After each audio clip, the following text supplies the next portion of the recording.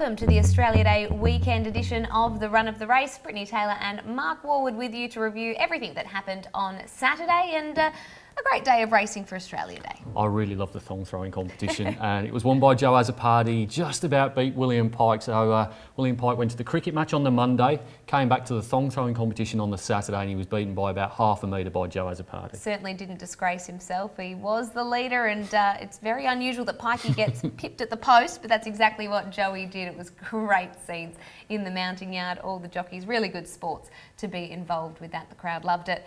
But on the track, there was plenty of good racing, and this was one of the highlight performances, I thought. Let's take a look at 2-year-old Gemmas Son. Settling in the back half of the field, being followed by Brazen Arrow, Galahad, and the tail ender is Dark Assault. 470 to go, nearing the home corner, and Gemmas Son, the fave, strode clear a length and a half. Keep Your Feet Up second, being dug up to stay with them. Chick's Chatter is tracking the stablemate into the home corner, followed by Laugh-A-Roller and Precautionary. But Gemmas Son opening up now at the 200. He gave it a little press on the neck and away it went. It's Gemmas Son in full flight. 3, 4 in front now from Keep Your Feet. Precautionary is running on, but Gemmas Son, boy oh boy, is this going to take some beating in the millions this year. Gemmas Son putting up a dominant performance. We thought he was good when we saw him win the trial by some margin. We knew he was good on debut, but what he did on Saturday really stamped his authority. As you heard from Darren McCauley then, he's going to be very hard to beat in the millions. Beat the benchmark as well, which is always a good sign for an early 2-year-old. Led all of the way, fastest sectionals. He was fast up from the 2 to the winning post and he was from the 4 to the 2. Now, if you know anything about splits, that's actually quite unusual. So that's an even greater sign that this horse is going good.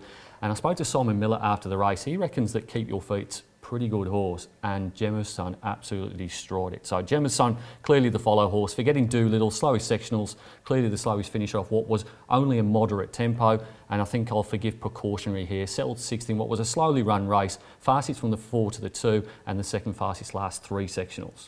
The next race was an interesting one in that people were looking at this horse Pick Your Battles and what it was able to do in the finish was actually really impressive. A lovely, big, leapy sort of stride to the line and saw a great combination here take out the second race. Length on Triple Plan, Attila's Dream working around them very deep and wider still. Mr. Crumpet's coming 4 wide. Over on the rails, whole lot of shaking right behind those with Aristic, and just behind them, sneaking up 3 deep, is Pick Your Battles coming into the home corner.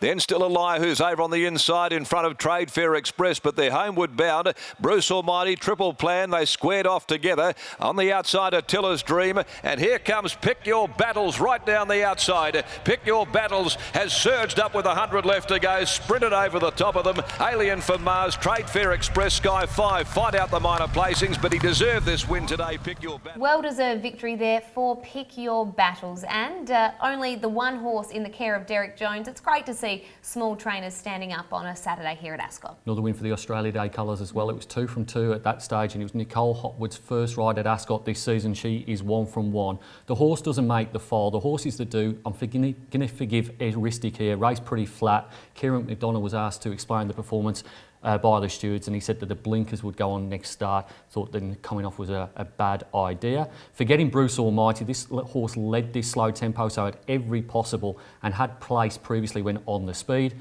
And clearly the follow horse for mine is Alien from Mars. Fastest last 200 metres of the meeting, 10.88 seconds. After what was the slowest 4 to the 2 split of the race, really did accelerate that last 200 metres, can win. And he came in without a trial as well, so you think there's only improvement to come from Alien from Mars. So even in his first preparation, was never disgraced. So certainly one that I think will be breaking maiden status very, very soon. This next race, well, this horse had been called the bridesmaid. He had been running into all sorts of bad luck or simply better horses throughout his campaign. But Saturday was his day. It's Lace Vinsky. Heels and Advocator had dropped out to last, but Lace Vinsky will bring them to the home corner. 500 from the judge. It's Lace Vinsky, 3/4 on Round the Point. Baron Bostock, who's covered some extra ground. City Circle tucked away down on the inside from Need Action. Morgs Freeman finally gets around heels to the outside. At the 300 though, and Lace Vinsky now called upon by Carberry. A length and a half in front of Round the Point. Morgs Freeman running on with Need Action down the outside, but it's Lace Vinsky clear. Lace Lacevinsky with 100 left to go. A length and a half in front. He's going to crack it today, Lacevinsky. Lacevinsky finally back into the winners list. Lacevinsky was able to jump clear of rivals, lead all the way in what was a very slow tempo, but in the end it meant that he was able to give a nice enough kick and hold on for a victory. Yeah, Lacevinsky finally wins its second worst rating of this preparation of its 9 runs. Got it very soft in front, almost sacked this horse off this run because I don't think he's going to get a better opportunity to win another race. The horse I am sacking is Baron Bostock. Now, he ran -0.9 back in June of last year, but he's got nowhere near it since. He's put in a couple of decent runs, but this was his worst rating ever on Saturday, and now he's officially sacked. I'm going to forget the -0.9 even happened. Forgiving Flying Target, held up until 150 from home, fastest last 200, goes really well for William Pike, this horse, and next time Pike is on board, keep an eye out. Following Morgs Freeman, slow away, was pretty keen, got steadied on heels about 600 from home, fastest last 4, 6 and 800 metres in what was a moderately run race. All right, there's Mark's files from that race. I'm not sure I'm convinced I'm ready to give up on Baron Bostock yet. I'm not sure. I'm going to give him another chance, but we'll see how the rest of the preparation keeps on going.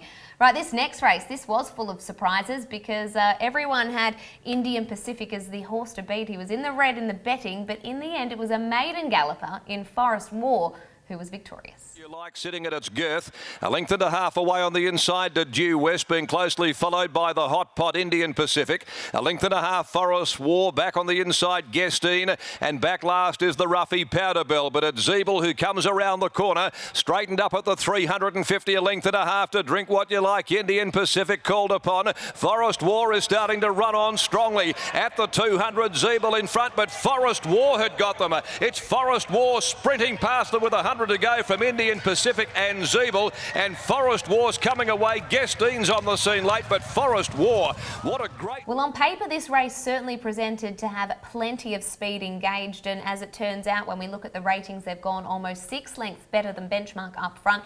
No real surprise given the speedsters that were engaged. What was surprising was the way they got stuck into Indian Pacific given the speed map. I think we all thought he was the best horse in the race, but we all thought he wasn't going to find the fence, and that's what happened. He didn't find the front. He actually started quite awkwardly, ended up 4th in running. He got a bump 200 metres from home. He came home without one of his plates as well.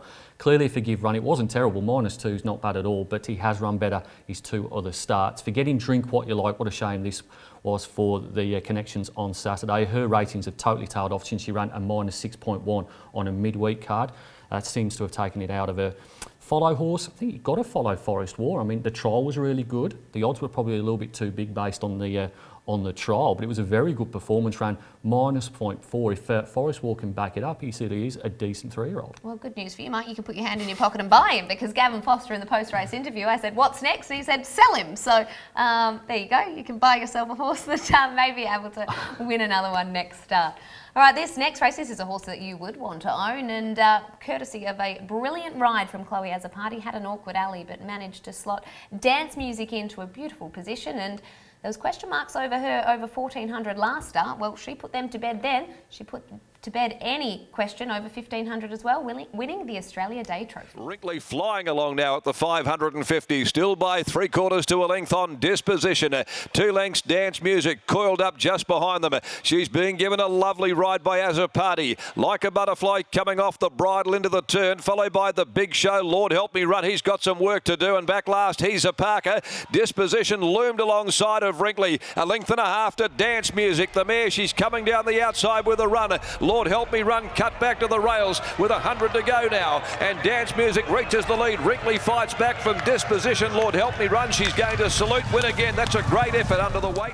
Dance Music wins the Australia Day Trophy, giving Chloe Azzopardi her 3rd $100,000 feature in a matter of weeks. She's on fire and did a great job with Dance Music on Saturday. That was certainly the highlight of the race for mine, was Chloe Azzopardi's performance, because I'm not really wrapped with any of the horses in it. Dance Music's performance was slightly worse than the Mandurah Cup win, and I've still got massive queries about beyond 1400 metres, because this was an evenly run race and it certainly wasn't as fast as I thought it would be, and North Simon Miller. So I'm going to forgive Wrinkly because I don't think they went fast enough for him. Went nearly 6 lengths faster at Pinjarra last start. I think that played into the hands of Dance Music. Forgetting Like a Butterfly now, was pretty keen on her going into the Latrice Classic. Then they ran very, very fast. She went -14. The leaders went about -18. She is busted from that. I think that's completely wrecked her campaign. It was a personal best effort, but she's been absolutely horrible since then. And look, token pick here, Lord Help Me Run. He probably would have gone close to winning on Saturday if he got out the gates well. He was only beaten a length and a quarter, and he lost more than that at the start. It's great to see the form that he is in, though, because he's really turned it around in the last few runs. He's in wonderful form at the moment. Just a shame he missed that kick at the start. All right, we'll take a quick break, and on the other side, we'll have a look at the remainder of the meeting.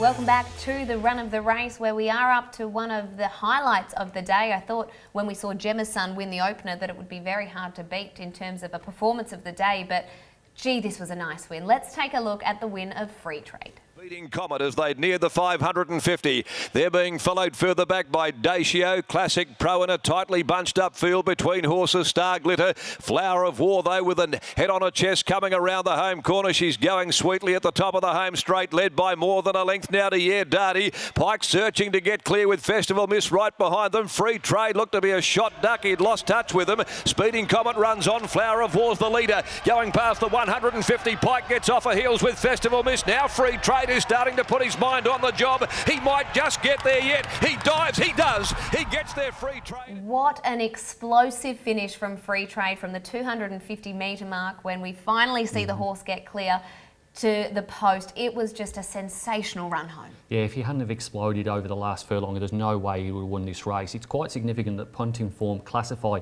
tempos of every race in the country, and this is the first time that Free Trade has won when it's been a slowly run race. So it was a very, very good performance. He didn't start particularly well. He was held up from the 4 to the 2, fastest sectionals, and he was well supported as well. 2.15 into $1.85.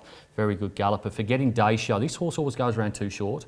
Was 4th favourite on Saturday in this field, in spite of having the worst 2-year personal best as far as punting form's concerned. Finished last.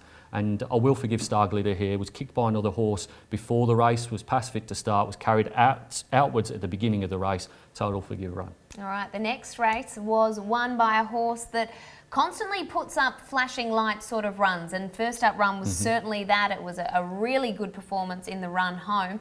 But Media Baron was able to do it second up. Also popped out 3 wide as Abbey Lane was relegated to last. At the 500, they near the home corner. Choice Command shaken up. He's trying to get a little break on them. He's riding Choice Command along into the corner from on the outside. Perceived. No Run Rebel Yell. No Berlium wide. 4 deep coming around them. The favourite Serenity Bay. And they're being followed by Put a Spell on You's. Ryder had a quick peep over the right shoulder to get clear. Media Baron's down the outside. Serenity Bay with 175 to go, hit the front, but here comes Media Baron. It's Media Baron racing up on the outside, going straight past Serenity Bay. Abbey Lane from further back, but Media Baron is back in the winners list.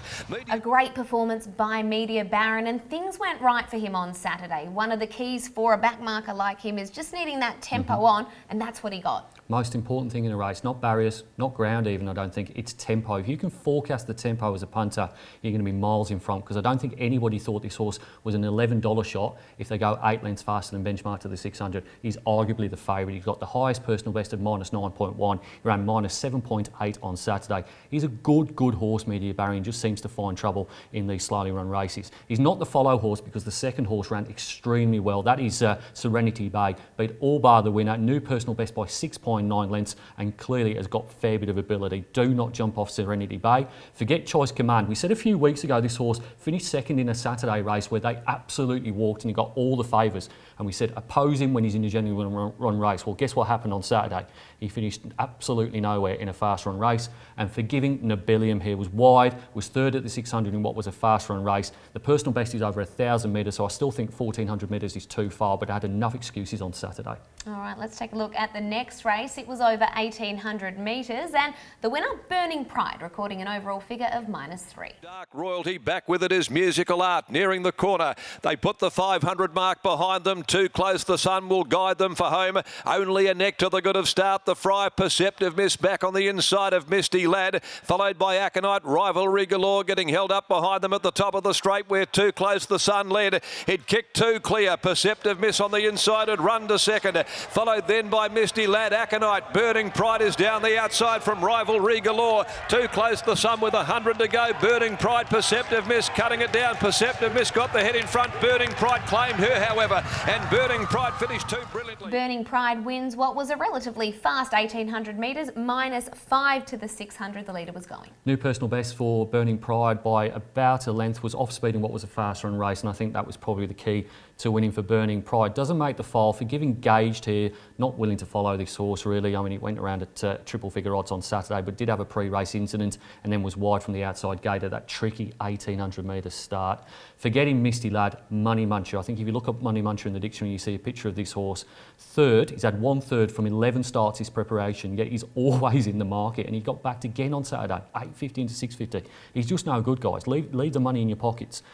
Following Too Close the Sun. First up at 1,800 metres was probably a very tough assignment. At the second slowest last 100 metres, they went fast tempo, and the connections are pretty keen on this horse, so willing to give him one more go. Yeah, I definitely think so. Always hard to win over that journey over in first up, over that sort of journey, so you can only expect improvement to come for that horse.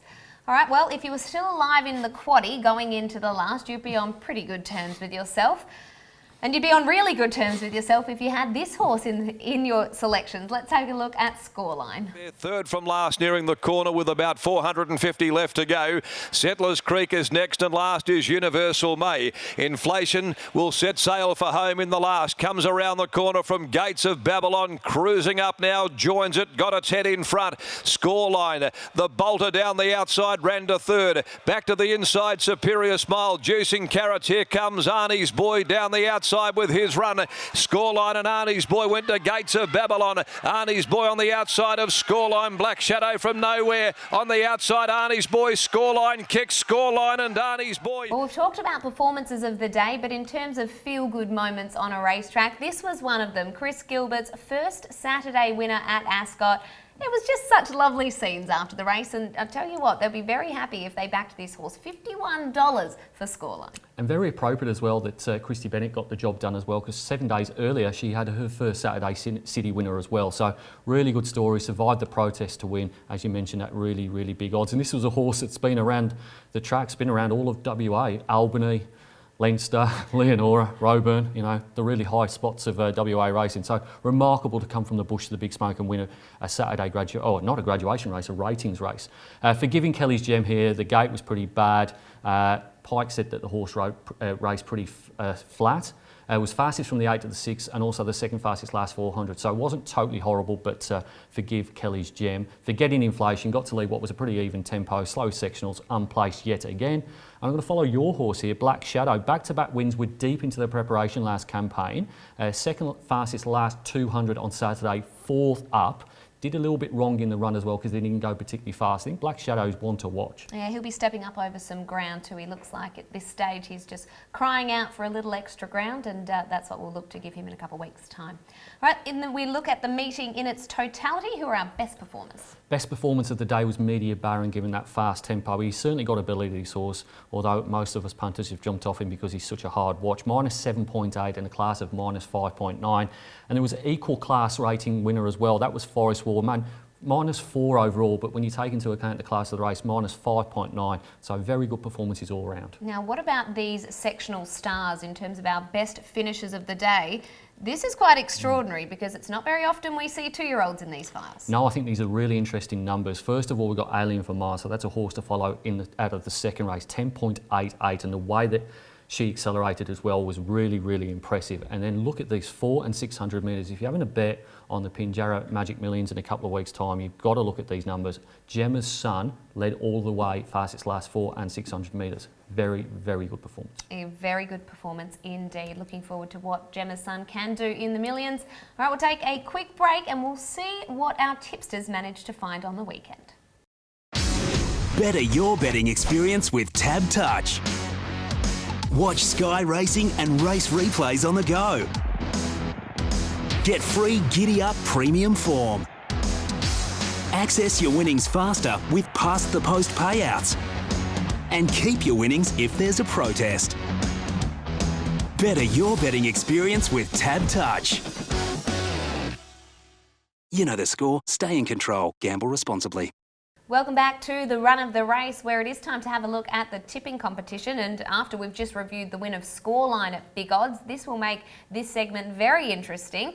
It goes without saying that there was a big prize up for grabs on Saturday. Yeah, 6 punters had their big bet on Scoreline in the last, paid $37.90 and $9.40 the place. That was obviously the best way to put your big bet on. You could have got nearly 3,800 points. And Forest War as well, $25.60 and $6.40. A few punters had that early on, including one guy who had nothing all day apart from Forest War. Unfortunately, Scoreline at the end chinned him. See, just goes to show you only need to find that one big winner. Now, who did our weekly winner manage to find? David Brady was our weekly winner with 2,700 and bits. He had Scoreline in the last that clearly made all of the difference, but he did find 4 other winners at short prices: Gemmas Son, Lace Finsky, Dance Music and Free Trade. So a good performance by David. I don't know about his tactics here. He seems to have gone for the favourites early and then just out of nowhere in the last, maybe he had a little nail, maybe he likes Scoreline and goes bang in the last, but usually you can see a bit of a pattern with how our tipsters tip. Yeah, look, I try not to get involved, but sometimes I do feel on a Saturday afternoon emailing a few people who have had their big bet on a $1.50 shot in the first. It's like, guys, you're not going to win. You've got to have your big bet on something that pays reasonable odds, probably upwards of $10, otherwise you just can't win. Now, at the end of our second round, I dare say that may put Dave on the top of the leaderboard. It's all changed on the leaderboard. The only player that's in the top 8 from last week is number 8, Dunks. He was the winner of the first round, but it's all changed at the top. Dave Brady leads with 3,053 points, 0.8. But as we said last week, you can make up ground very, very quickly here, and often you will see 3,000 and 4,000 week rounds. And it's a long way to go as well, because 18 rounds, anything can happen over the journey. This weekend, you get your opportunity to try get a few points back, those that may have drifted down the leaderboard on Scenic Blast Stakes Day. Let's take a look at the last 3 editions. And to a mighty roar from the crowd, they're racing.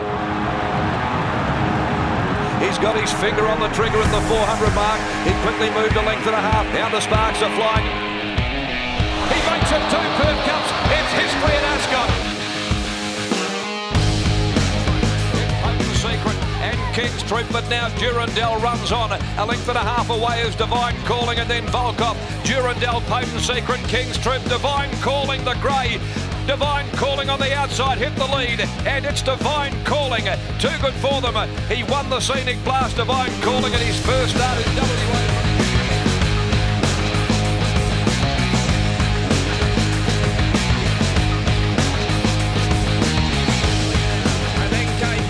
Dreamlifter, well back, Daily Test trying to weed through. Battle Heroes in front of the 200. Rebel King on the outside. Red Aura, Carparinia, Battle Hero.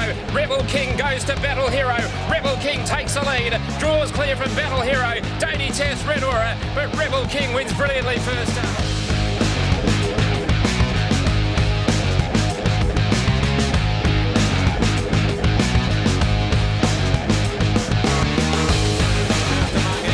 Weaving clear, Belter in front of the 200. Misty Metal has raced up, G-Boss on the outside. Also Mr. Motown is right there as well. And first among equals, favourites gone now, G-Boss, Mr. Motown. And first among equals, flashing, Mr. Motown. First among equals, dive. It might have got up, but it's a photo finish.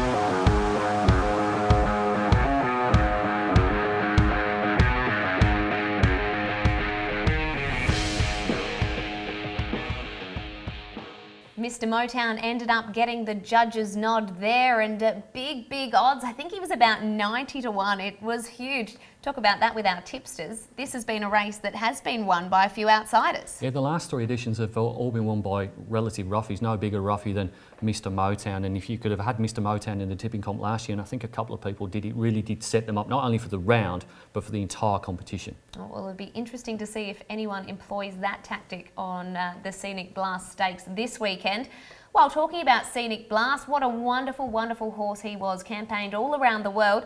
Let's take a look at some highlights from his career. At the 400, led by a length, Grand Duel, Swiss Ace, Typhoon Z running on, Apache Cat and Weekend Hustler trying to get runs through the field. They've got a bit of work to do, the pair of them. It's Verlander tackled by Grand Duels, Typhoon Z, Swiss Ace behind them, Scenic Blasters running on. It's Grand Duels, Verlander, Typhoon Z, Scenic Blast. Scenic Blast from Perth, he blows them away and scores. This is being tackled by Aichi. They're 3 lengths, Burdick and Blues can't go on. Scenic Blast getting into the clear, and then Northern Meteor, Swiss Ace and Aichi fighting it out with now Scenic Blast coming at them. Aichi hit the lead at the 100. Scenic Blast mows him down. Swiss Ace comes back, but Scenic Blast won the new market from Swiss Ace. Aichi from a more proper here. Scenic Blast now charging at them and charges into the lead, entering the final furlong. Is Scenic Blast by 2.5 lengths. Captain Gerard finishing well. Fleeting Spirit on the near side is rallying well, but it's going to go to Australia again, and Scenic Blast wins the King's Stand.